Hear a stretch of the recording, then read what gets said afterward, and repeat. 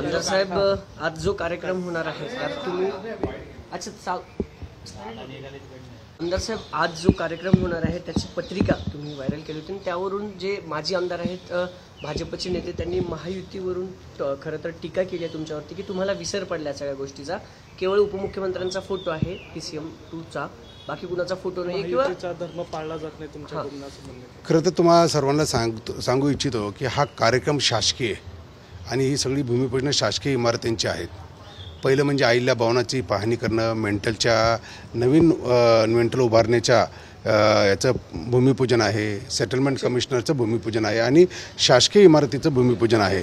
तर ह्याचं पत्रिका काढण्याचं काम हे प्रशासनाचं असतं. त्यांनी त्यांच्या पद्धतीने जे प्रोटोकॉल असेल त्या पद्धतीने केलेलं आहे. आणि ज्यावेळेस एखाद्या पक्षाचा नेता जर माझ्या मतदारसंघात येणार असेल तर आमचे कार्यकर्ते असेल किंवा पदाधिकारी असेल त्यांच्यामार्फत त्या ठिकाणी स्वागताचे फ्लेक्स लावले जातात, कार्यक्रमाचे फ्लेक्स लावले जातात. त्यामुळं तशा पद्धतीने ते झालेले आहे. त्याच्यामध्ये कुठेही कुणाचा अवमान किंवा युतीचा धर्म पाळला नाही अशा पद्धतीचं कुठेही आमची भावना नाही. निश्चितपणे युतीमध्ये देवेंद्रजी फडणवीस असतील किंवा एकनाथजी शिंदेसाहेब असतील यांचा आदर कायम राष्ट्रवादी काँग्रेस पक्षाच्या प्रत्येक पदाधिकाऱ्यांनी केलेला आहे. तुम्ही जो फोटो हे केलेला आहे व्हायरल, त्याच्यामध्ये उपमुख्यमंत्री देवेंद्र फडणवीस आणि मुख्यमंत्र्यांचा फोटो नाही, याला त्यांचा आक्षेप आहे. आणि जी विकास कामं आता होत आहेत त्याला त्यांनी पण मदत केलेली आहे, त्यांचा पण हातभार आहे असं त्यांचं म्हणणं आहे. तुम्ही एकट्यानेच ही सगळी कामं केलेली नाही. ही कामं खरं तर प्रशासनाच्याच माध्यमातून आलेली आहेत.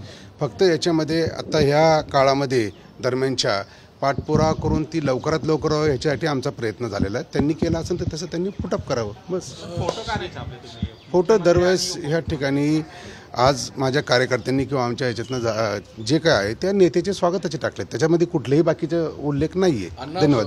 ही एवढी एकच वेळ नाही आहे, पहिली वेळ नाही आहे. अनेक वेळा जगदीश मुळीक आणि तुमच्यामध्ये अगदी सॉफ्ट तिणगी म्हणू शकतो आपण, ती पाहायला मिळते.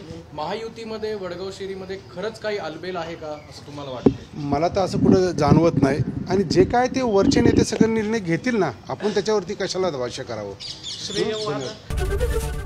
ABP माझा, उघडा डोळे बघा नीट.